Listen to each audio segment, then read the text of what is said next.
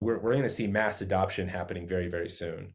And I think that we're going to hit the ground running in the beginning of next year. So that's going to be a big point. I would say that in 5 years, I'll be looking to try to make an exit between 300 and 500 million. That's my that's the goal that my partner and I have created for ourselves. We look to sell our positions within this business as long as we know that the continued progress of the business is maintained with the same values and vision and mission as we started with. We plan on making that exit around somewhere between 300 and 500 million. Transformational change, a total 180. Welcome back to another excited and impactful interview. My name is Adam C. Scott. I'm the founder of A Total 180, helping you use the military expertise that you gain from the military to turn it into an online business in the form of an ebook, course, or coaching program in 90 days or less. I got an incredible guest on this A Total 180 show, and I'm so excited to have him here. His name is Patrick Skinner. He's going to kind of talk about what it is that he does, how it is that he does what he does. He's the CTO of Agami. He's going to explain what it is that he does and how it is he can help you use the information that he is using in his life right now to make a total 180 in your life as well. Mr. Patrick Skinner, welcome to the A Total 180 show, brother. How are you doing this morning? Doing great, man. I'm excited to be here, and I got to see a few of the episodes of the Total 180, and super intrigued, and yeah, so I'm happy to be here. Awesome, awesome. So for those of my audience that don't know you, maybe this is their first time coming across you, kind of briefly tell them a little bit about who you are, what it is that you do, and then how it is that you got to doing what it is that you do. Yeah, so I guess the easiest way to explain that is I'm a former paratrooper medic, was with the 82nd Airborne, and a mass casualty coordinator. So my claim to fame was the Operation Unified Response for the earthquake in Haiti back in January 12th of 2010. We deployed, and I was a mass casualty coordinator for that mission.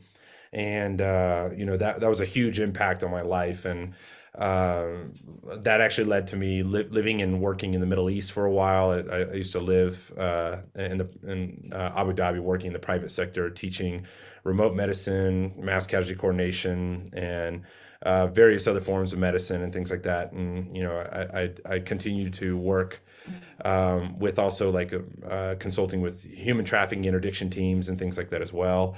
And I kind of hit a crossroad at that point, especially in the human trafficking side, where you come to the immediate realization that we were very outfunded, outgunned, and just pretty much outsupported in every single way in that sector. Because I mean, let's be real, fighting human trafficking isn't the most profitable of things to do in the private sector. So, I told myself, if there was a way to cut off the revenue source of human trafficking and forced labor somewhere around the world in any facet whatsoever, even if it saved 1, 10, 100 people, I would do it. And that's what got me into software development.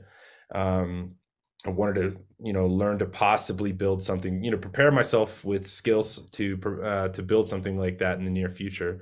Fast forward about 6, 7 years, my current business partner sent me an article talking about using, Web3 technology as a digital certificate of authenticity for physical products. And that's when I, kind of dawned on me. I know that the counterfeit industry is actually one of the largest funding sources for human trafficking and for forced labor. So I was like, okay, well, if we can authenticate physical products somehow in a digital fashion, making it very, very hard for the counterfeit industry to create counterfeit products, then, we could cut off their revenue source, thus, making it harder to supply money for human trafficking and forced labor. So we started heading in that direction, and that's what got us to build Agami, which is the company that I develop and run now. Awesome, man. Man, I can't wait to dissect all that because that's just man, it's so incredible to have someone like you on the show because there's so much that can be said about what it is that you're doing and just the in a way the human rights movement. It's such a profound um uh charity work that you're doing, and I can't wait to dissect how it is that you got to doing that. But to just back up just a little bit, I want to kind of talk about your time in the service. First of all, thank you for your service, but kind of talk about what was what was one of the reasons or some of the compelling reasons where you say, you know what, I think I'm gonna join the service. I want to do something bigger than myself. Was it second, third generation? Was it the fact that you didn't want to go to college? What made you decide that maybe the military was the best suitable option for you? Man, there's that in itself is quite a bit to unbundle, but yeah, I'm definitely a generational, military baby. My great grandfather served in the Marine Corps. My grandfather served in the Marine Corps in Vietnam, and then my father served in the Air Force during Desert Storm, Desert Shield, and then came me, and I was like, well, I can't break 4 generations worth of military service, so I'm going to go ahead and join. But I mean, also, I tried to do. I graduated high school barely. As a matter of fact, if you look at my transcripts, the GPA is technically lower than the amount that I should even graduate high school for. And so, and I was always told that I was very, and I was a stupid kid, basically. I was not a very intelligent kid. I did terrible in high school. But I was one of those kids that I just didn't do homework. I hated doing homework. I didn't enjoy the whole learning process and things like that. But at the same time, I would take a test and I'd still score okay or higher than the average. And and so a lot of the times, I still remember this one teacher. He was my anatomy and physiology teacher, berated me over the fact that I was just not an intelligent kid and I didn't do the work. And because I didn't do the work, I remember he asked me at one point, he asked me what I wanted to do with my life. And I told him I wanted to be either a fighter pilot or a doctor or a surgeon specifically. And he laughed at me. He literally laughed at me. And I was like, man, that's okay. That hurts. Yeah. And but then it got to me because at that time I remember graduating high school. It's like, well, there's no way I'm going to get into the Air Force Academy or the Naval Academy or anything like that to become a fighter pilot or anything like that. So I'm going to go to college and see if I can at least start the process of becoming a doctor. And I went to the first semester and I just hated it. My mind was everywhere. I was thinking of a million and one things that I wanted to do and things like that. And so I was very distracted and didn't do very well in that first semester and decided, okay, I'm going to join the military. And then once I joined the military, or actually, before that, I remember thinking, they asked me what I wanted to do. And of course, I told them I want to be a helicopter pilot. And they said, well, one of the things you can do is you can go be a medic and go work with air evac and medevac and stuff like that, and then you can drop your packet to be a warrant officer. And they made it sound, of course, a lot easier than it really is, It but really is. Yeah. that's their job to do that. And but I joined as a combat medic, and the main recruiter, I guess the guy that was running the recruitment office, he was a paratrooper, and he told me, what do you think of jumping out of airplanes and stuff? I was like, that would actually be pretty awesome. That's kind of up my alley. He's like, all right, this is what you do to get your airborne packet and stuff like that. So he gave me the whole spiel of what I need to do at MEPS to make sure I get airborne attached to my contract. And lo and behold, I ended up joining, went the whole airborne route. And then, fast forward to about 2 years, and I'm at the 82nd Airborne, and I'm one of their medics, and that's kind of how I ended up joining the military in the first place. Going from there, we were on QRF, and I remember it was January 12th. Yeah, January 12th. That morning of we just got back, probably only a few days from Christmas break, and they said, "Hey, we're about to spin up and get deployed. Get your bags ready and let's go." I'm like, "All right, Afghanistan, Iraq. Like, which Yeah. one are we going to?" Like, Bracing for me. Yeah. Yeah. yeah, and they're like Haiti, and I'm like, what? and and I wasn't expecting that. wasn't expecting that at all. And so we end up deploying to Haiti, and man, I tell you what, I still hear it from a lot of my buddies that deployed to Iraq previously to Haiti. They're like, "Man, I got to tell you, Haiti was a harder deployment than even Iraq because I mean, the I still remember when we first landed and we started making our route to the main university hospital, which is behind the president's house, and it was literally like we had like a 6-man detail sit in front of the Humvee moving bodies out of the way just to like get there. So it was like every 12, 15 feet there was just another body to move out of the way just to get the Humvee to the hospital. And Wow. the And that was because acclimation of the that we earthquake, correct? yeah, that was like right after, that was the first earthquake. So and we were there for the second one. um and so, that was just the aftermath of the first earthquake. And so it took us probably about an hour and a half to maybe more to just go from the airport to the hospital, which is only maybe about a mile and a half. And it was kind of a crazy experience. But yeah, that's what led to Haiti. And then, that led to my main inspiration for Agami, which was what we had to deal with as far as like the mass casualty coordination and the human trafficking issues that we ran into, and everything in between. So can you kind of talk about how that experience shaped you into the man that you are today, and kind of talk about how that, you know, kind of, I guess you could say in a way, enlighten you on what you kind of previously didn't know about? Like, how did that deployment to Haiti change the way you think and see the world today? Man, it changed a lot about me. I mean, I would say that the enlightenment didn't come till after I got through the darkness that was created, mentally for me. Because and Haiti changed a lot of us.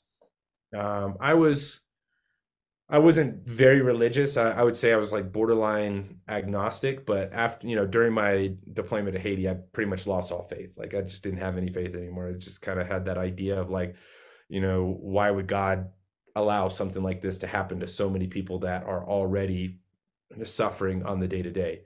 And so, it definitely put me in a bad spot with my faith.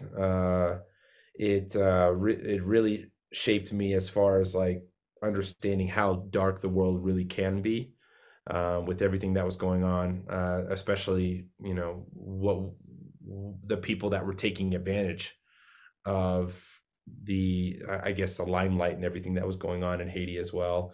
That's why I don't donate to most major nonprofit companies and things like that, because they came in for the first, for maybe a week or two, got their photo ops done and everything, showed them passing out some stuff a little bit, and then they were out. That was it. And Just a they were bunch of barely, just a PR stunt. Yeah. yeah, just a real quick PR stunt. There's some, and most of the big ones, that you recognize the name for, they were there for maybe max 7 to 14 days, and then they were out. And they really didn't do much. They were there to take photos. They were there to, do a little bit of PR and things like that. And that was it. And so it just made me realize, like, man, everything that we thought of, is just it's all a lie. And so really, it shook me, knowing that I was working, 16, 18, sometimes 20 hours a day, running around doing surgeries, doing wound debridements, doing triage, especially during the second earthquake. Things came, at us fast and furious during that time as well.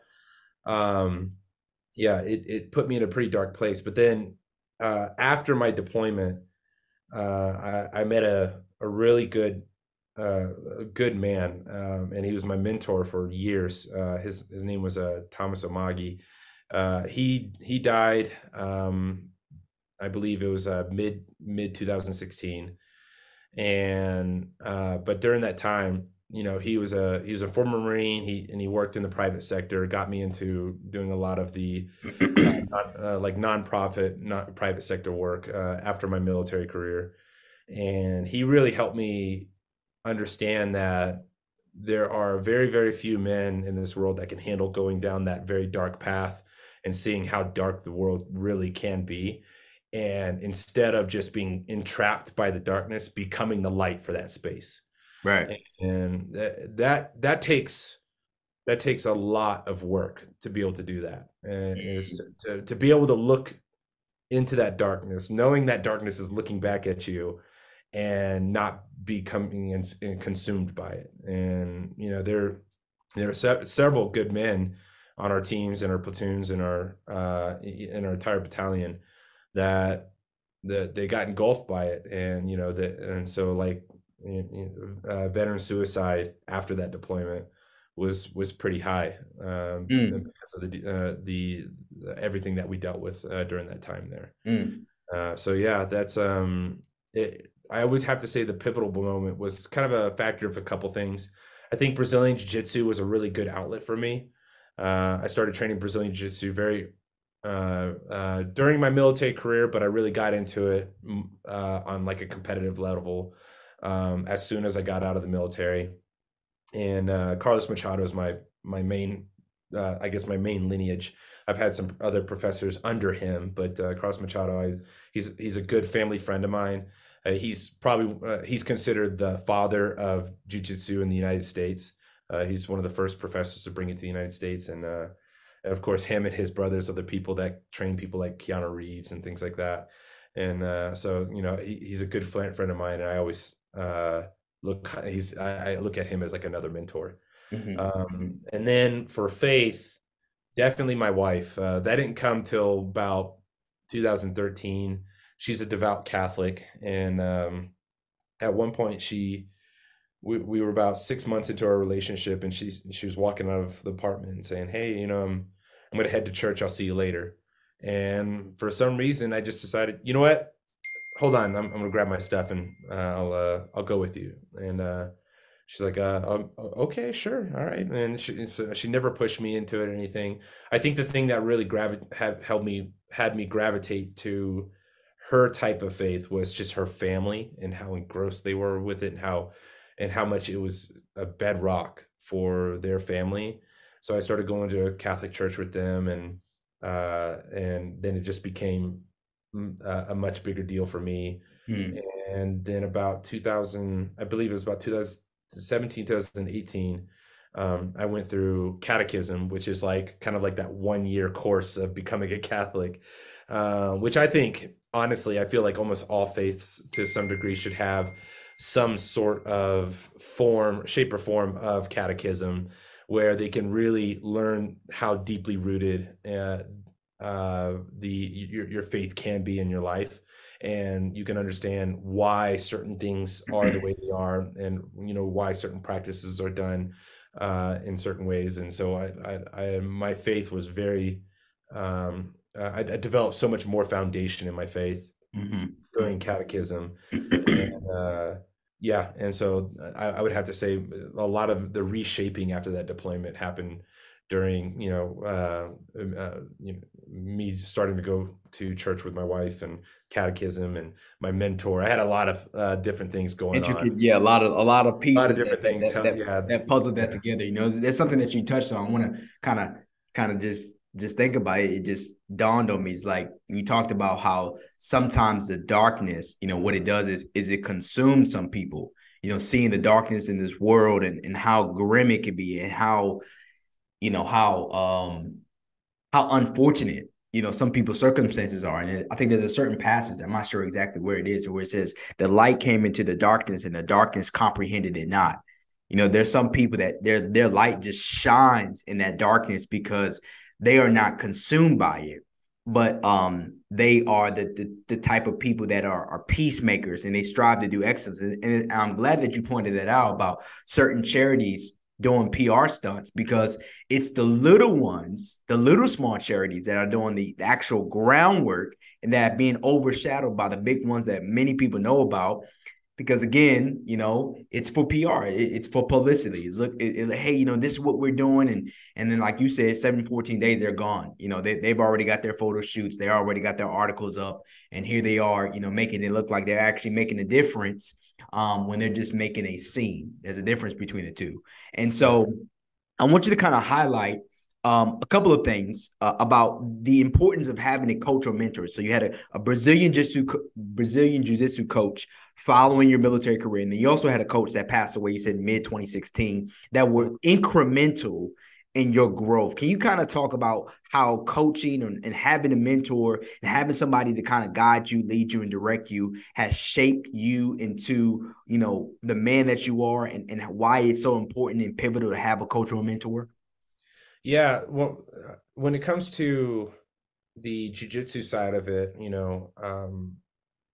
Carlos, Professor Machado, I met him pretty early on, and I was training with his family and stuff like that. His entire family's all jujitsu maxis, and they're amazing human beings, and I just remember just hearing his words of wisdom every now and then, that he just like, I don't know, it was one of those situations where like he could just tell like what was the right thing to say, and that's just that, I would say black belt knowledge. He's actually a coral belt now, which is like, I think there's only maybe like 20 of those in the entire world, and he just has a level of wisdom just that is beyond what many can compare. And sometimes he just says something, and you just kind of like thinking back in your head, it's like, how'd you know I was like dealing with that? Like, that's just kind of like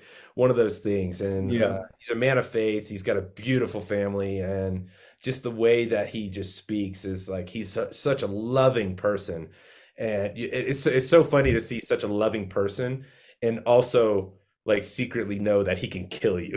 he's like he's a just this With his bare hands. yeah, kill you with his bare hands, and make it look effortless. I'll go back to this one time. I remember the first time I ever rolled with him. I'm sitting there and I'm like trying to defend, and I'm like, I'm still a white belt, but I'm starting to figure things out. And he's sitting there just like, like I thought I was protecting my guard pretty well, and he's doing this whole thing, and I'm like, oh yeah, I'm keeping him from passing my guard. His wife comes over, Lindsay, who I love dearly as well. Lindsay comes over the phone and says, "Hey, Carlos, you need to take this call real quick." Yeah, hold on. Takes the phone, and he starts just grappling with me with one hand and talking on the phone, not out of breath, anything. I'm gassed. I'm like hyperventilating over here, and he's just like, yeah, blah blah blah, and then he passes my guard, gets into side mount, and then like chokes me while still like having a casual conversation on the phone, and I'm just like, okay, there's this whole nother level of like Super Saiyan level jujitsu that I don't know about yet. And I just got a peek at it, and I'm just like, oh my God. But he's like, again, one of those one of those most gentle and kind human beings ever. And so him alone told me that there's this way to not have to be this hyper macho kind of super aggressive kind of human being to look tough. Like, you can be a very passive human being and be respected by so many and loved and admired by so many, but still have the weapons to, take care of yourself and take care of your family. And so that was kind of a switch for me to really kind of change just how I carried myself, I think is what he did for me. Like, I think I was, you come out of the military, and it's weird because you've got deployment or deployments under your belt, and you've seen some stuff, and the average person that you're dealing with, maybe you work in customer service or something like that now, and you're just like, man, if only you knew what I used to do or whatever. And you got to get over that.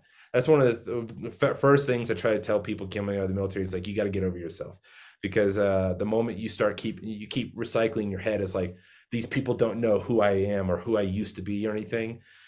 You've got to get over yourself. You got to come up with a way to carry yourself in a way that you kind of illuminate an inviting light while also having the ability to be able to take care of yourself and others. And so Carlos Machado did a great job of teaching me that, whether he knew it or not.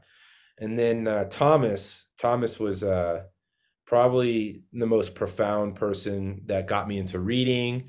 He got me into kind of like an entrepreneur mindset. He got me into understanding what it is to continue to look into the dark corners of the world, but being weaponized to do something about it. And so he worked in the private sector. He, man, I mean, he's a really good human being. Like, he's one of those people that he was actually one of the main consultants for the mall shooting in Nairobi, Kenya. He was born in Kenya, moved to the UK, and then eventually moved to the States and joined the military. And he just flew on his own, on his own dime to go help with that whole situation. So he was, on boots on the ground for that whole shooting situation.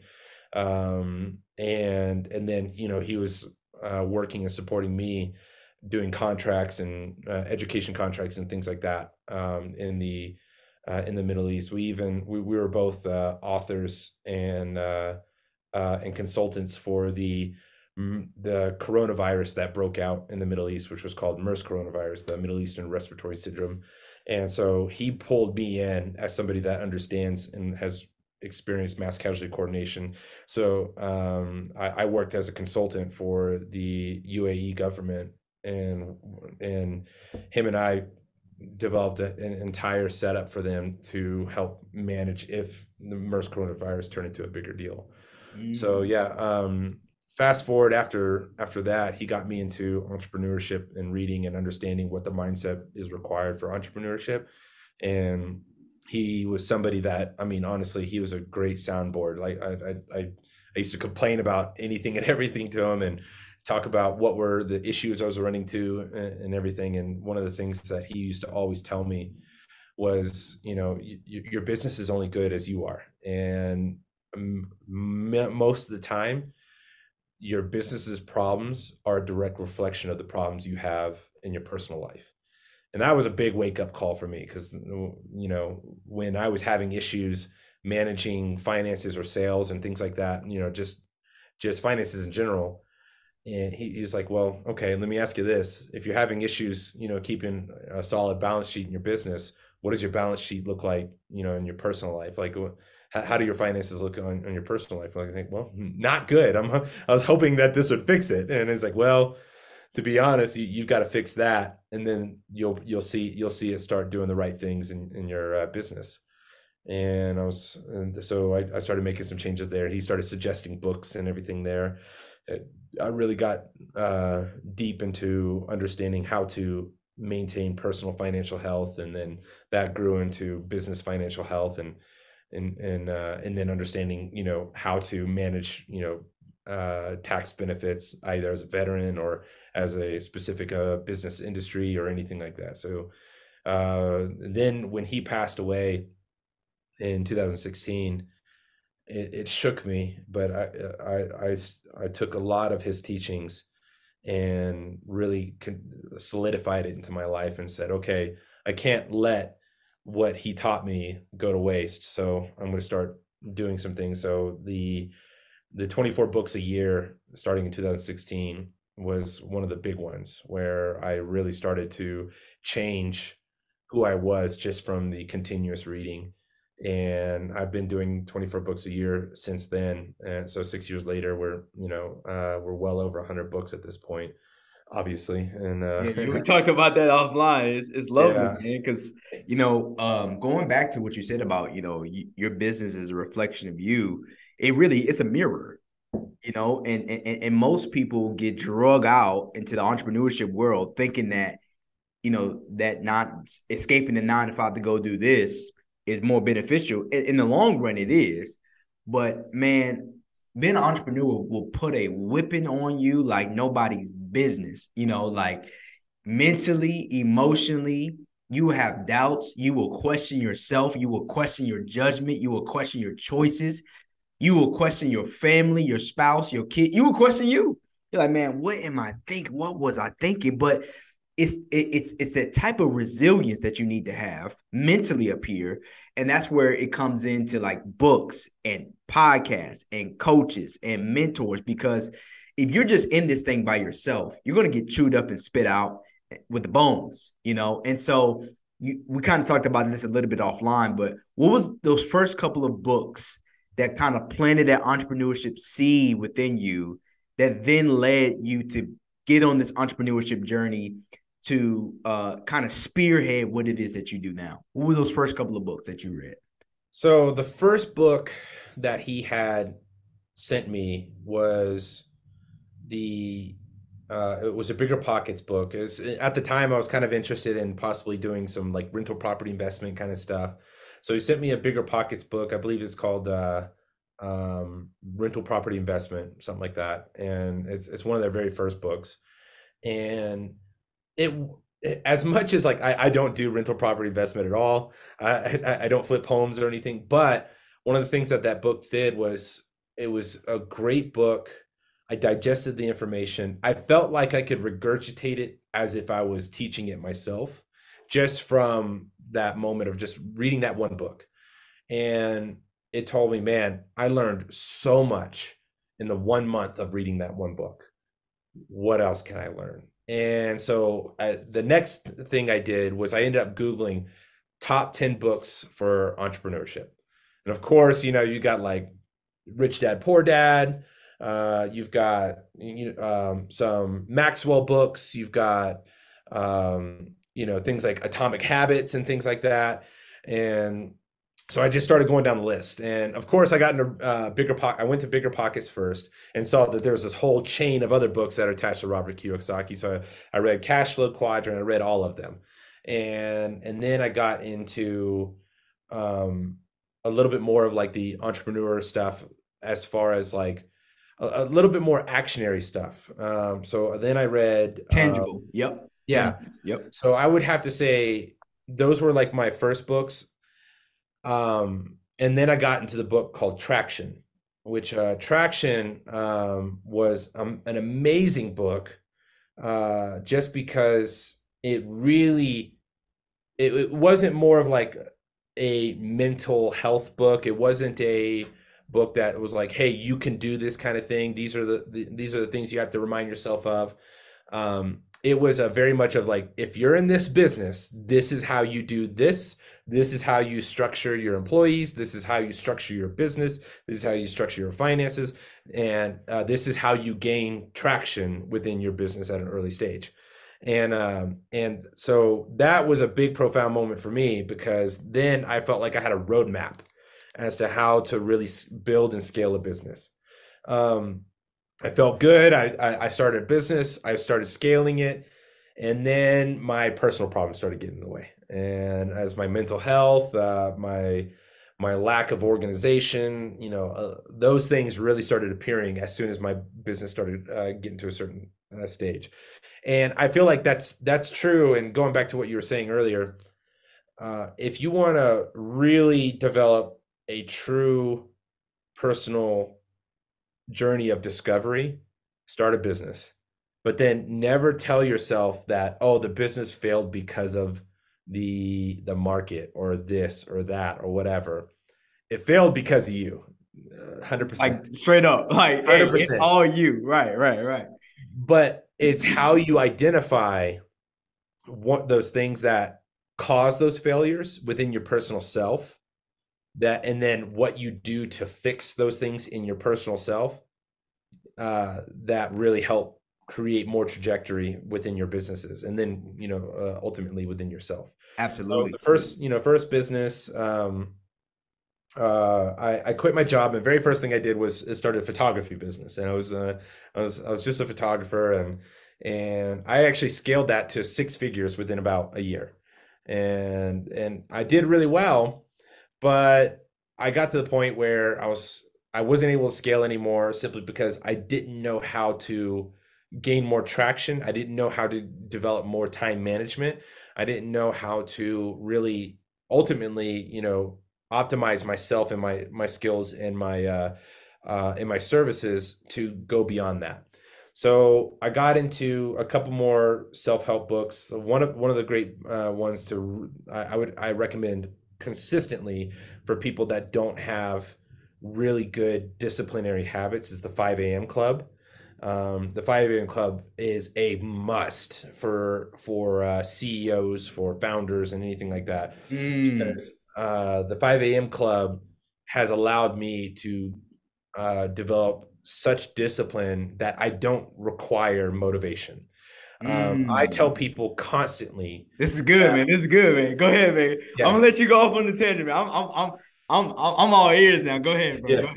yeah. So I tell people motivation is only required when somebody lacks discipline. Mm, And it's true. I look at motivation as like it's the nos to the car kind of thing. It's not required. You don't need it to start the car. You don't need it to get from point A to point B. It just helps the car go a little bit faster. Whether the car is going 5 miles an hour or 100 miles an hour, it's going to help the car go faster.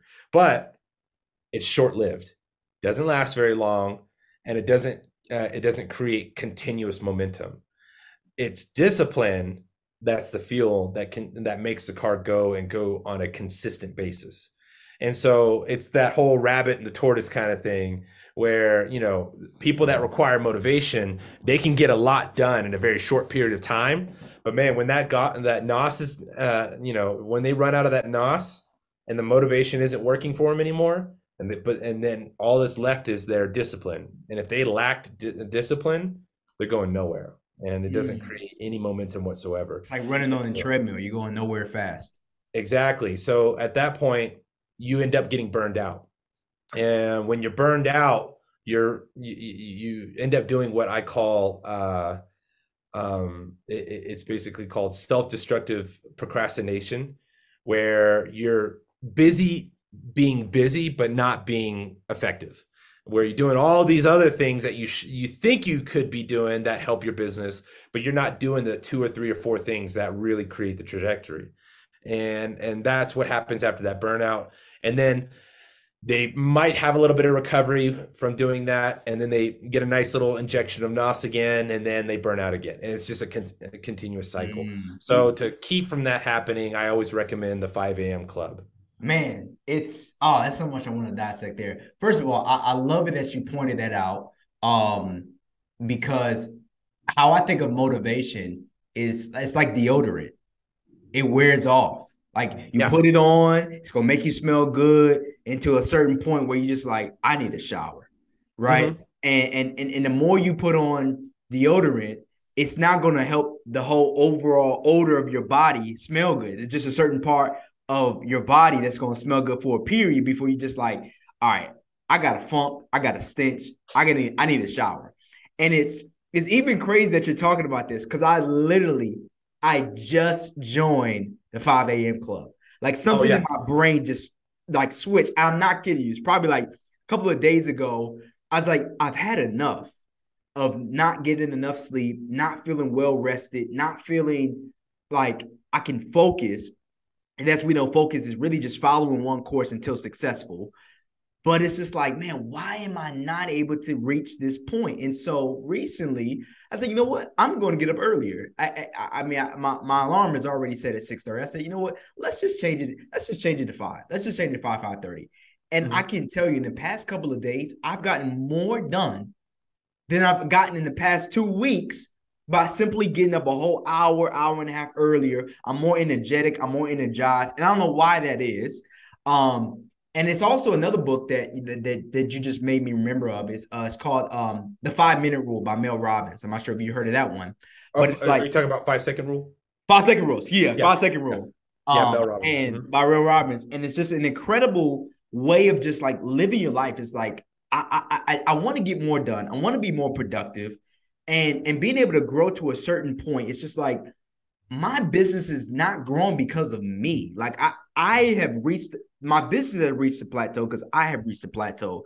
So I want to kind of talk about what changes that you started making to your day-to-day life that you noticed that looking back now have proven to be the compounding reason why you are where you are today. Was it getting up earlier? Was it planning out your day? Did you have a morning routine? Were you reading your goals? What were some of the things that you were doing on a daily basis to compound you into getting to becoming a CTO in your now business?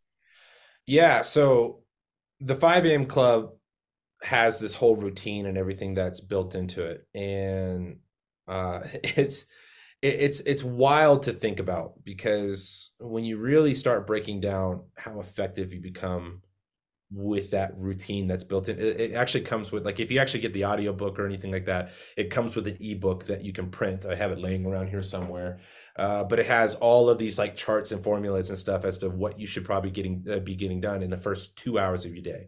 So this is my my actual routine. um I actually wake up at 4 a.m., but that happened kind of by accident. Like, I was doing the whole 5 a.m. club, and my body was just naturally waking up at 5 a.m. Or 4 a.m. for some reason. And so I just kind of stuck to it. And now, before I even go to bed, I lay out everything for the next morning. I lay out my workout clothes. I lay out my journal. I lay out everything that is going to be part of my morning routine. I even, if I'm, drinking a protein shake after my workout, I put that, I put it in the refrigerator, get that all together. I have my 1 gallon of water, which is literally sitting right here, my gallon of water that I drink for the day. I prepare that all the night before. And so, because obviously when you wake up that early, you're kind of groggy, but you need to be able to just kind of go through the motions without having to be thinking about, okay, what do I do next? What do I do next? No, it should be almost a very even and seamless flow. So I wake up, come downstairs, and I get my workout clothes on, and I do a 20-minute workout. So it's just a body weight workout that I do, but it's intended for high intensity workout. The reason why it's got to be a high intensity workout for that 20 minutes is because after the age of 25, your natural development of neuroplasticity reduces significantly. So between the ages like 22 and 28, actually. And so in order to increase your neuroplasticity at an older age, you have to do high intensity workouts. That's the best way of increasing your neuroplasticity, and keeping up your brain health. And that also creates what's called like a neuroplastic window. So after your workout and after that shower, you can go into your learning phase. So I do a 20-minute workout. I take an ice cold shower. That obviously has a lot of health effects and everything as well. That whole rabbit hole we can go down to as well. Take an ice cold shower, and then I already have my day's clothes laid out. So I jump into my clothes, and then I start my 20 minutes of an audiobook or actual physical reading or anything like that. And so by basically by 5 a.m., I've already had a workout, I've already showered, and I've already knocked out 20 to 30 minutes of reading or an audiobook. Personal development. Yep. Yeah, so personal development. And the amount of retention, mental retention that you have during that time is very, very high. So you can quote and remember things at during that neuroplastic window uh, at a very high level. Then after that, I do 10 minutes of journaling. So I have these journals. I have a whole section of journals here. Like, this is my current 2 journals that I'm writing in right now. Let's see here. There we go. So I have my personal journal. I always use leather bound journals. I just have like an affinity for them. I enjoy how they look and how they Yeah. feel. How they And feel. I feel like they're just going to be a really cool thing for my kids to have when I'm dead and gone. So I have all of these, and I have a whole section right there. This section right here is all my personal journals, and they're all like leather bound journals as well. And then I have my this is work slash faith based. So I'll do like this is called Faith and Focus. Okay. I get these from a company called Christian Planner, which is amazing because they have like they remind you to do like morning requests for prayer, noon gratitude, evening praise, that kind of stuff. And that's got all these task lists and everything in there. So I do 10 minutes of personal journaling and about 5 minutes of just laying out my day in my work faith journal. And so from there, that helps me get a lot of these notes out as to, okay, what happened yesterday, down to like just the granular stuff. And you realize how much you forget on a day-to-day basis when you don't write things down. And so I spent a lot of time trying to make sure that I not only just remember things of like, okay, what stressed me out yesterday, what were some of the big things that I actually overcome? What are the things I should be grateful for? What are some of the things that were my accomplishments? But then also like little granular things.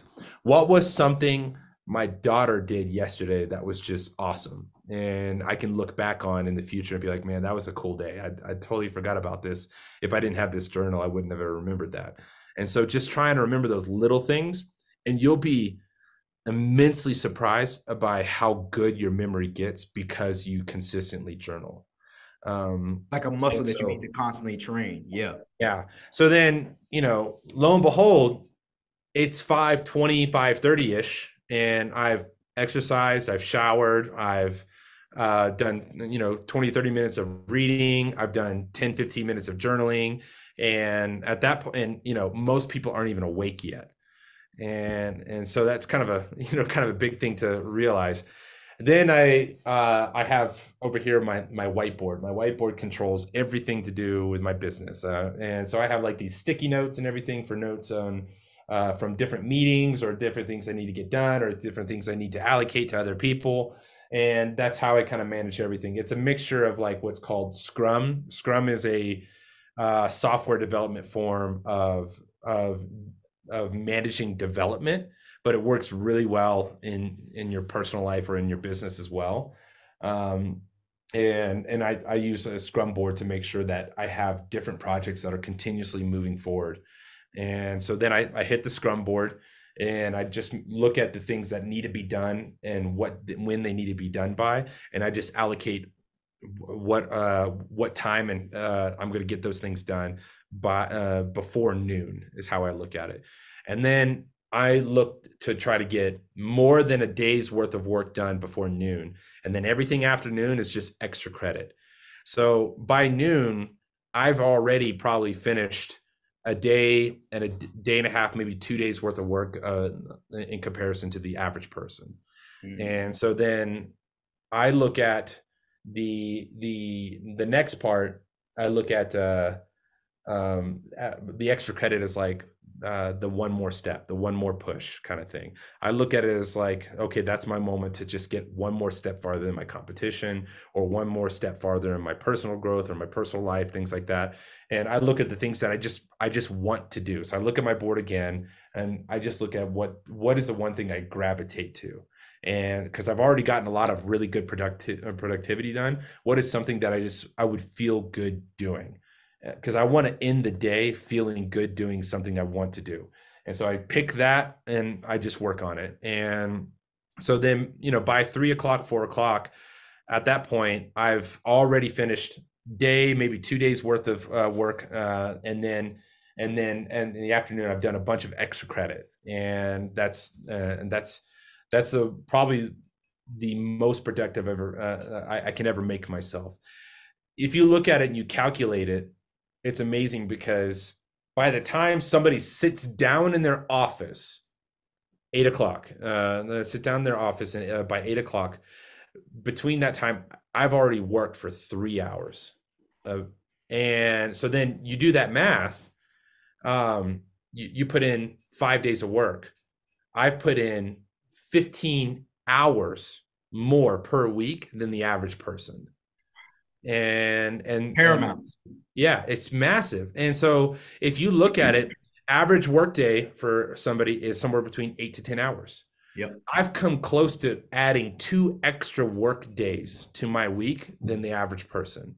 Mm. And so when you actually structure discipline to be able to execute on a continuous basis that way, you find that you are progressing significantly faster than the average person. At that point, I mean, like I said, you're looking at 2 extra work days a week, which means you're looking at roughly, you know, about 8 extra, a whole week, more than a whole week per month than the average person does. And just And then that compound adds over up. time. Yeah. Yeah, that adds up. It's amazing, man. This is God ordained because, like, literally, as I'm changing my whole routine, we have an interview. This is just it's beautiful. I was literally this past Sunday. I was listening to a neuro psychologist.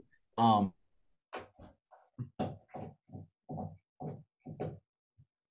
Okay. I was listening to a neuropsychologist at Stanford, and he was talking about how you can trick your brain into thinking that the prize is actually not in the payoff, but the prize is actually in the process, like you doing the thing. And it's like this, the most two common things that our brain release on a regular basis is dopamine and serotonin. And most people get their dopamine hit by scrolling social media, getting Dunkin' Donuts or Krispy Kreme. They get their dopamine hit by likes and comments and shares and what happened yesterday and who did what and what the Kardashians said on their show, as opposed to why other people get their dopamine hit off of going to the gym, journaling, exercising, running, praying, gratitude. And it's something I recently started incorporating. It's something, there's an app, it's called Presently. And basically what it does is reminds me of one thing I was grateful for on that particular day. Now, the whole day is always going to be sunshine and roses and rainbows, but there's one thing good that came up this day. What was it? Did you go to the gym one time? Did you get a full body workout in? Did you sweat at least 10 to 15 minutes of high intensity training? And those are kind of the things that make you the person, because there's a saying that says this: before you are, you must become. So most people want to make 6, 7, 8 figures, but they haven't became the person yet to be able to even produce that kind of result. Because as you know, most 6, 7, and 8 figure entrepreneurs, business owners, founders, CEOs, they're not like some spectacular people. They just innately are good at doing the things that most people overlook doing: getting up early, turning on their blue light filter at a certain time, going to bed, being disciplined, writing out their things. And by the way, I love your whiteboard. I got one probably like 6 months ago, and I have used it like nobody's business. Like, don't get me wrong, there's nothing wrong with having your phone, but it's just something different from visually seeing it as opposed to like scrolling through your apps and writing it down. Because again, you can easily get on your phone and lose 5, 10, maybe even 2 hours of a day by just like, oh, well, let me go check this. And man, who said what? And getting a notification. So fast forward to what you do now. How did you get into software development, and how has that catapulted your business growth by doing that today? Yeah, it's funny because software development wasn't something that I thought I would ever be good at. As a matter of fact, I don't think I even had the proper characteristics of being a software developer. Being a software developer typically kind of takes a type of personality that somebody has the ability to sit down, look at a problem, and then basically speak a foreign language in a way to be able to, in a mathematical language really, to solve a problem. Now that takes a lot of time of you just sitting there and being by yourself. Now, of course, there are software developers and stuff that work on teams, and then each software developer focuses on a problem. But in the end of the day, no matter how much they communicate with their team and everything, they're working by themselves. And that takes a different type of personality, because I come from my personality. It used to be very heavily on what was the, if you ever look at Myers-Briggs personalities, I was an ENFJ, which means that I was very outgoing personality. I'm extroverted. I'm considered like a leader, but I have emotional qualities. So like I can relate to people very easily. and it made it. But with those qualities, that also mean that I thrived being within a community and working within a community, working with a team. The moment I close the door and I'm by myself, I'm out of my element. And so that was not something, becoming a software developer didn't necessarily match my personality. Now, can you learn to change your personality effectively in a positive way, and also continue to be disciplined? Yes. So I really wanted to get into software development because I saw that being able to kind of go into a sandbox of code and really become a creative person to develop something that you're really passionate about, it happens first on a console, in some sort of software development. Plus, at the same time, my wife and I, we were living in Abu Dhabi. She, we both decided we wanted to start a family. And she looks at me, she goes, "Look, if you want to start a family with me, you got to get a job that doesn't require you to wear a flak vest and go to these crazy places all the time." I'm like, "Okay, all right, you're right. Last thing I need is to be in some crazy, mass casualty coordination situation, and then something happens. So I gotta make a career change." So the most dangerous thing that for me right now is like carpal tunnel. So I started off looking into how I can get into software development. And I found a website called Team Treehouse, which I still use for online education to this day, and it's amazing. I love Team Treehouse, and they have a great So you said Team community. Treehouse. Yeah, teamtreehouse.com is Okay. their website. And it's like somewhere between like 20, $25 a month. And they just have a massive repository of online video-based education. And they just teach you everything from the ground up. And it's a great place to start if you ever want to be a web developer or a leader, a CTO, a software developer, anything like that. It's a great place to start. And just see if that's something that you can continue doing. And I definitely hit those roadblocks where I was constantly hitting these roadblocks where I was like, okay, this isn't good for my personality. Like I want to be out and I want to be talking to people and everything. But I started thinking to myself, look, if I want to really truly develop discipline, I need to be able to do this. So, I was utilizing books like the 5 Second Rule by Mel Robinson, and a great book is The Subtle Art of Not Giving a Fuck. That's a great book to just like put yourself in the right mental place to just get work done. And another book that I also use, which is also with the same verbiage, is Get the Fuck Over Yourself, which is a great book. As harsh as the title sounds, it's a very scientific book, and a lot of the things that I talk about with neuroplasticity and everything are discussed in that book. And so those books really helped me kind of push towards that trajectory of like saying, okay, this is the type of discipline I need. Atomic Habits as well. Those helped me develop the habits that I need to get into software development. So I started using Team Treehouse for the online education and everything, and then I started working on my own projects. So I'm like, okay, well, I want to do this with a business, or I want to do that, and I want to start offering my services. And so I started offering my services, started running into problems that I've never seen before, started using just Google and GitHub and Stack Overflow to just really learn how to solve these different software problems. And it just step by step, I got better and better and better.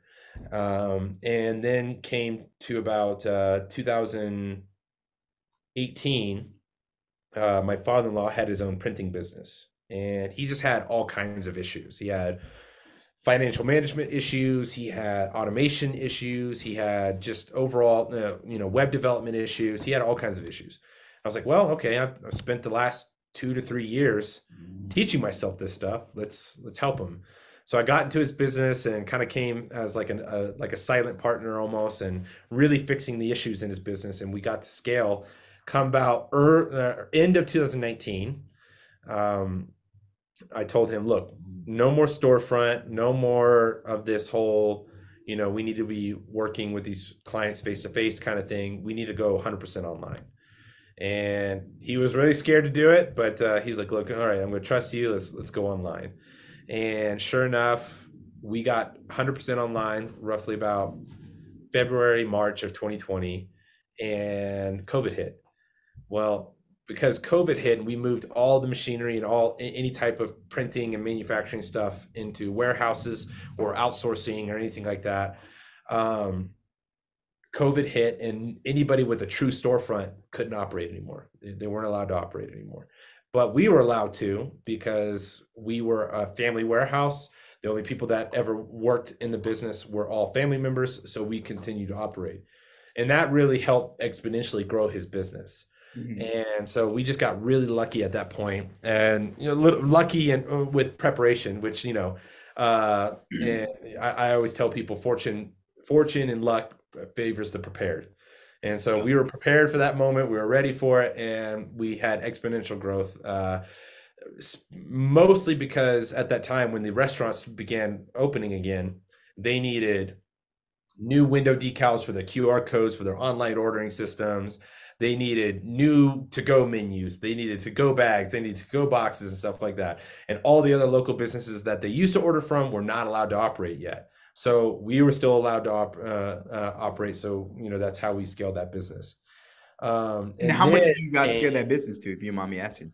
I'm sorry. How much were you guys able to scale that business to? So we went from probably doing roughly only about 10, 15, 20 orders a week to roughly several hundred per week, Wow. to the point where we were having to outsource quite a bit. We had to scale up the website a couple times because the website was getting kind of overrun with orders. It definitely compounded quite a bit. So we were going from maybe anywhere from 15 to $25,000 a month to roughly about $80,000 a month, Wow.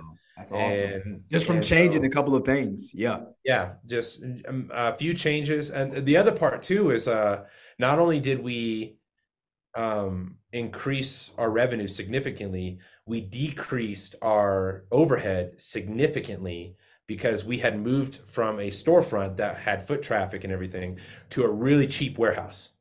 And so we had decreased our overhead significantly. So our profit margins went up significantly at that point, Mm. which was a crazy thing to experience. And now, of course, COVID did make certain parts of that difficult.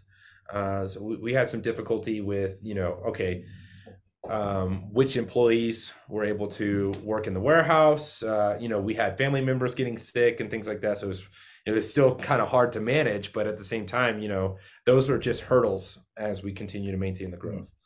And what Um, what if you can recall, what were the pivotal changes that you guys made in the business? I mean, one of them was changing from a storefront model to an online kind of e-commerce model. Aside from that change, what other changes did you make to scale from doing 10 to 15K to almost 80K a month? Automation. Okay. So developing automation was a big thing. Now, when I say automation, a lot of people think, oh, well, automation means you need to be a software developer. You need to get a software developer to come in and change things for you. That's not the case at all. There are a lot of no code options and tools out there that develop automations at a very high level. So automation was very pivotal.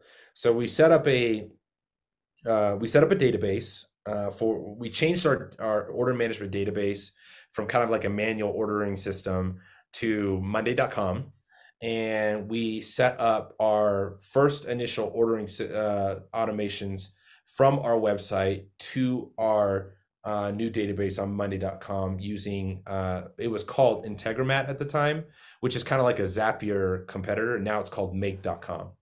And make.com doesn't require you to be a software developer at all. You can connect it to a Shopify store or whatever. And you can connect it to monday.com. You can connect it to ClickUp or whatever. And you could have it say, okay, this is the information from this order. I want it to go to monday.com. And then I'm going to set up another automation so that it gets allocated to the right printing teams or whatever. And so that alone killed probably 80% of our time, taking an order and then either outsourcing it or keeping it in-house, and then making sure it's done right, all the quality control elements of everything of it, was really reduced significantly in the time that was required through our automation system. And so as soon as I built that first automation, after that first automation, I just realized, okay, what else can I automate? And so we were automating. We began automating marketing. We began automating a lot of our quality control with our customers, our customer feedback. Everything that we started doing was all automated, and we weren't using different tools. We were just using make.com because we knew, okay, we could connect this to our email accounts. We can connect this to our data centralized database, which is monday.com, and let's just build out all of those other things that we typically would just have somebody else do and just automate it. And that was really, really pivotal to make sure that we reduced as much time as humanly possible. So yeah, make.com was very pivotal for that. Is there a little bit of a learning curve? Yes, but there are so many video sources on how to build out different automations and what you can do with those tools, and keeping it low cost and everything like that. Those two things were definitely pivotal. Automation was probably, I would have to say, automation was the one thing that maximized everything for us the most. That's awesome, man. I can only, and I wish other people knew how important, systems are, because automation is really just a very detailed system for automating processes without actually being the person that's doing that. And I think me and Patrick kind of talked about this on the last episode of the Total 180 show, about the difference between an entrepreneurship and a business owner. And an entrepreneur more is like an innovator, they create stuff, but a business owner they have systems in place. So a lot of that stuff they're not going out and doing that stuff. They have systems that do that stuff for them, which then in return, it saves them time, energy, money, effort. So they don't have to expend any resources to keep doing that over and over and over again. So before we wrap up, kind of share with us a little bit about what you guys are doing now for your clients as the CTO of Agami, and how that has impacted the people that actually get in contact with you guys' services. Yeah, so Agami, it kind of started going back a little bit to Haiti. I had a boy that we found in the early weeks. His name was Arresto. We found him during a search and rescue mission, and we found out he lost his parents during the initial earthquake, and he was 3 years old. Me and the team from Brigham Women's Hospital, we had to amputate his right arm and put about like 140 sutures on his head from his injuries. But he woke up from that surgery, bright-eyed and smiling. His name was Arresto, and he kind of become the adopted son of our platoon. We all took care of him. We fed him. We took care of his wounds, everything like that. And he was just this beautiful little boy. And he was like my I kind of call him like my first son. We took very good care of him. Well, one day I was cleaning out his surgical wounds, and then I left to get patched him up, left to get him some food, came back, he was just gone. And I was like, okay, where did he go? Sometimes he just runs out of the tent, wants to play soccer and stuff. But I pop out of the tent and I see some person in what looked like humanitarian volunteer kind of clothing, was carrying him off. And obviously he wasn't happy about it. So I ran over to find out what was going on. And this white guy that looked like he was from some sort of church group, obviously from the United States. I asked, hey, where are you taking Arresto? It's like, oh, we have this new location where we're taking all the kids, and we're taking them there so that they can receive better care. I'm like, okay, well, have you gotten authorization from the U.S. Army Command here? This area is ran by the military. You can't be just carrying kids off. He was like, "Oh, my bad. I'll go ahead and do that. Where do I go for that?" And I was like, "You go back over there, and you'll talk to our command sergeant major." And he handed me back a resto, smiled at me. He's like, "Okay, thanks." And he made a beeline out of the hospital area. And something just seemed off Wow. at that moment. That it seemed Wow. really off. And Mm. so I took a resto back, and I notified our command of what happened. We were already so tasked out and so busy. Like all we could do at that point is just like be on the lookout. Just don't let people carry kids out of here, even if they're humanitarian workers, whatever. I know there's hundreds of people here that are working to help us, but we got to make sure everybody's doing the right thing. And it just kind of became an afterthought after that. And 2 weeks later, we hear that the UN caught a human trafficking group that were disguised as like a church humanitarian group with a connex of over 100 kids trying to traffic them over the Dominican Republic border. And they were basically going to be sold for forced labor, basically. And there were kids from ages 3 to like 15. And it was a huge wake up call for me. That's when I realized, okay, that could have been like my son, that could have been Oresto. And that's how I ended up starting this journey. And late 2020, my current business partner, he sent me an article saying Web3 technology could be used as a certificate of authenticity for physical products. And in my history, I'd learned that counterfeiting was one of the main funding sources for human trafficking and forced labor. And I was like, okay, I want to do this. This is what I'm passionate about. This is what I feel like will really put an impact on this world. So I got into Web3 development, not knowing anything about software development in the Web3 space, not knowing anything about really. I mean, I knew some about blockchain technology, but it was very surface level. As far as like a developer goes, I knew nothing.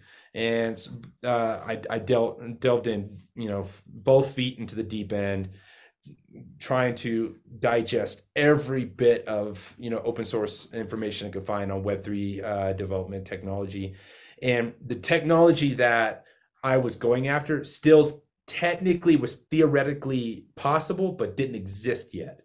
And so I was like, okay, I want to build this, but I want to build it not just because it can do cool things. I want to build it because I can make sure that these people that are being forced into terrible working conditions, uh, we could put a stop to that. So my business partner and I, we formed Agami.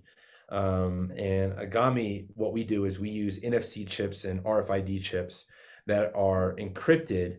We have a patent encryption, and we integrate that with blockchain technology to authenticate physical products. So these physical products, like a lot of people think, okay, physical products, counterfeiting, you're thinking like luxury products. You're thinking Gucci, you're thinking Rolex, you're thinking of these things. It's not just that.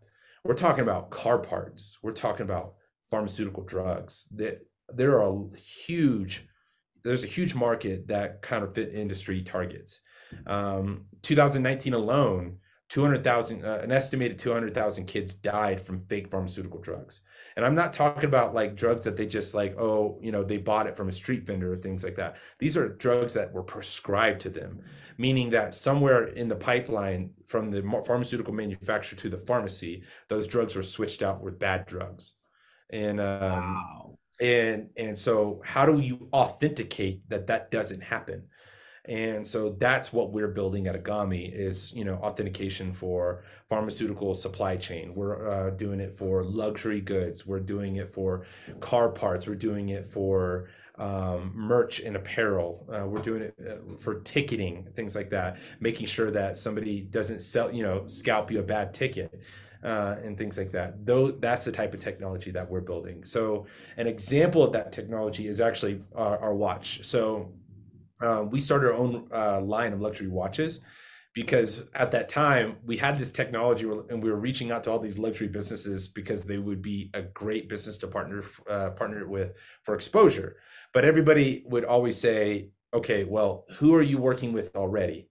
Well, no one yet, but you could be the first. And they're like, well, to come back to us when you have somebody else. Essentially, they're all looking for market fit. And my business partner and I said, okay, well, we're not finding market fit yet because nobody wants to be the first one. So how about we be our first one? So we started our own line of luxury watches. So this is actually we've got several here. I've got them laying around all over the place. But, we have one, two, three. Let's say you grab this one and this one. So we designed our own watches and set up the manufacturing form and everything. So we have all of these are made out of refurbished woods, Wow, and awesome. they're all made out of um, just metal parts, no batteries. So if you look in the back here, there's actually you can actually see the movement in the back. So we use Yeah. what's called automatic movement. So automatic movement means it's just using the movement of your body to wind the watch. So you don't need a battery or anything for it. So theoretically, if the watches are taken care of very well, they can last 20, 40, 60 years. And we wanted to make sure that we embedded our technology into a product that had longevity to it because we wanted to prove longevity. And one of the things we ran into initially was, okay, the NFC chip, RFID chip, we're getting blocked with the own metal parts that exist within the watch. So we actually switched out the glass of the watch to be the NFC chip. So you can actually scan the glass of the watch and it'll actually send a signal Wow. to your That's phone. incredible, man. Yeah. So the Wow. glass of the watch sends a signal to your phone that authenticates the physical product of the watch. Now, we knew that the authentication wasn't enough. We wanted to build more into it. So we built more of a digital business card inside of the watch. So when you scan it, you and we can meet at a conference or a business entrepreneur meetup or whatever and say, hey, great conversation. How do we stay connected? You scan my watch and it pulls up like a decentralized version of Linktree. And you can see all the different links for my businesses. You can download my contact card, all that stuff straight from my watch. So you don't even need a physical business card anymore. You can just scan the watch. And then on top of that, if you love the watch so much, you can click into the watch to the point where you see the certificate of authenticity. And that is a non-fungible token or an NFT. And you can actually put an offer for my watch right there. You can see the market value on it. You can see how much it's worth, how much how much it could resell for, who are the previous owners, and be able to figure out how much you want to. Oh, sorry, 1 second. No worries. Puppies chewing on something. But anyways, yeah, you could put an offer on it and everything. And when you put that offer, I can accept the offer straight from my phone and literally say, "Hey, all right, here you go. That's your watch, and it's all yours now." And it maintains its market value. There's a lot of aspects to it that are really really cool. So we're not only doing this with watches, we're doing it with our own line of sweaters. We're working with some new businesses right now to do their apparel. We're talking to a few sports teams right now to authenticate their merchandise because obviously knockoff sports apparel is a big issue. Yep. And so Counterfeit, yep. authenticating their hats, their physical merchandise of all sorts is something that's very important to them. And so that's something that we're also doing as well. Man, Patrick, that's incredible. I mean, man, I'm so glad to have you on the show, man, because that's incredible. And I know there's so much more that we can get into. Hopefully, if you be open to it, I love to have you back on the show to Mhm. do a part two where you kind of dissect the importance of integration and authentication and products and services, excuse me, physical products and services, because that is a lot of that we can get into. But out of respect for your time, I want to have you kind of share with my audience a couple of words of wisdom to close out. But before you share those couple of words of wisdom to close out, where can they find your watches, your sweaters? How can they get in contact with you? What are some of your social media platforms so that they can discover who you are and a little bit about what you offer? Yeah, so first and foremost, you can go to our website just to read about our technology. And you can find that information on www.agamico.com. That's agamico.com. and you'll be able to look at when we're releasing our watches. We are releasing our watches in the next couple weeks. We'll be doing a limited run, and then we're also releasing a set of sweaters and some challenge coins. So a little ode to the military, and Yeah. uh, and those are all going to be embedded with NFC technology. So you'll have the same feel for our technology on all three of the products. As far as social media goes, we are very, very active on Twitter because that's where that Web3 technology seems to have the most conversation.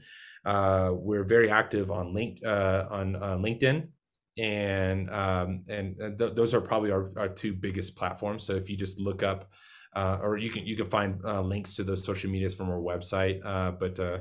I typically am very active on Twitter with my personal Twitter, which is P Skinner Tech, and then our business Twitter is Agami_Co.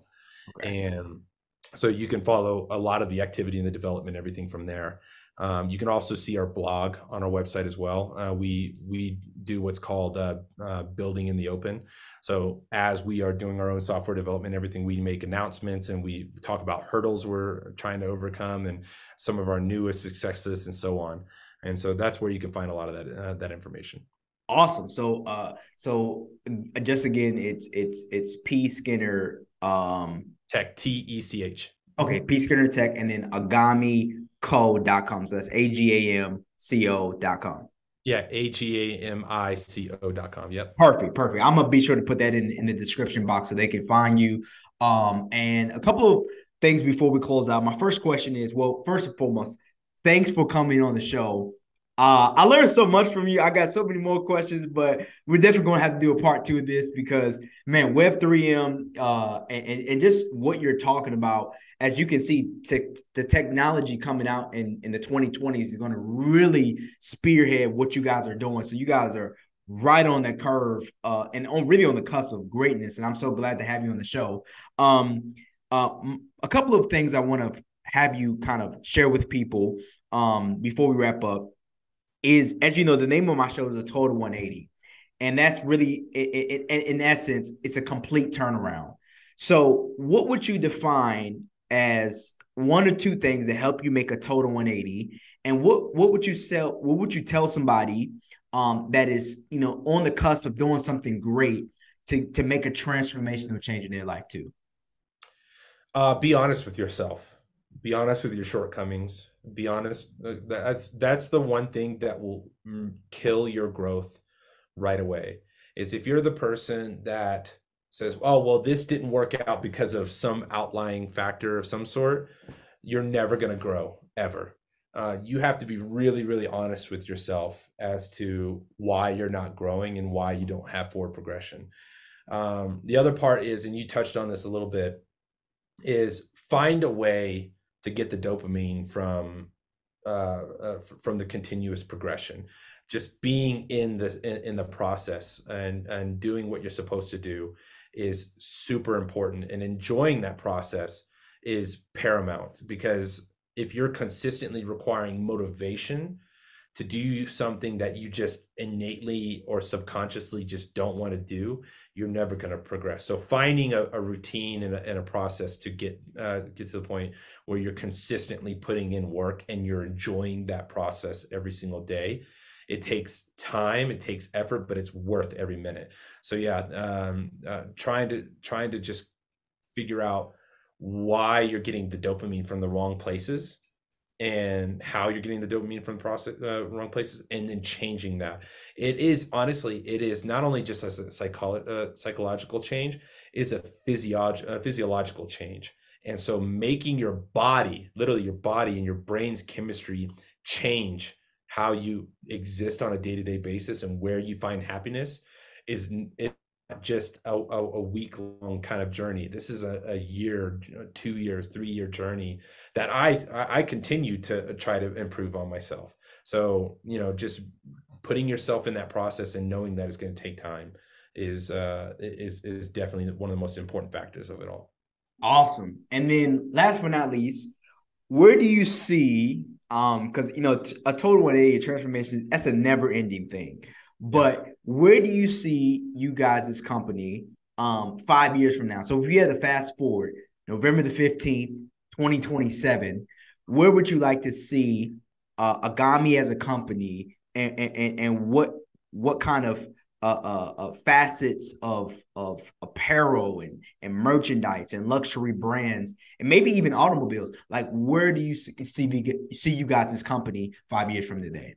I see our technology being used immensely by next year. Next year will be a big change for us, and I feel like we're going to have a pretty big mass adoption by then. And with that adoption, I think especially, I mean, literally, as you were recording this, Apple today just announced that Apple Pay will have the option to use a cryptocurrency just for general payments of anything. They're going to start with USDC, so we're going to see mass adoption happening very very soon, and I think that we're going to hit the ground running in the beginning of next year. So that's going to be a big point. I would say that in 5 years I'll be looking to try to make an exit between 300 and 500 million. That's my that's the goal that my partner and I have created for ourselves. We look to sell our positions within this business as long as we know that the continued progress of the business is maintained with the same values and vision and mission as we started with. We plan on making that exit around somewhere between 350 and 500 million. Wow, man, I can't wait to do another interview in the future, man, and see how that becomes a reality. But man, it was an absolute pleasure having you on the show.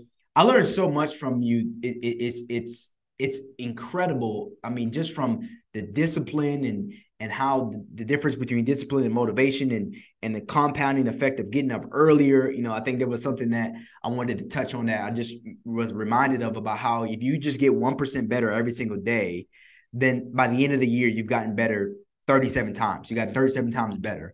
And that 1% better is doing the stuff like getting up early. It's making sacrifices to go to the gym. It's taking the cold shower. It's reading.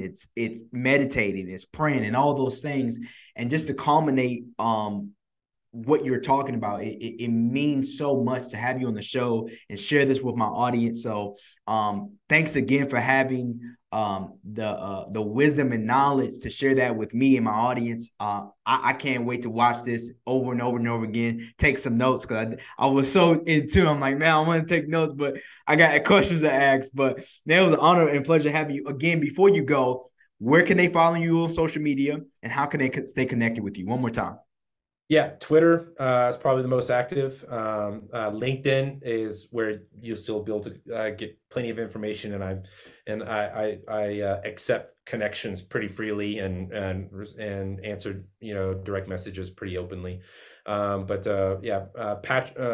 P Skinner Tech is my personal Twitter that I'm active on, and then Agami_co is our business Twitter, and then on LinkedIn, you just look me up as Patrick Skinner, and co-founder and CTO of Agami, and you'll be able to find me pretty easily.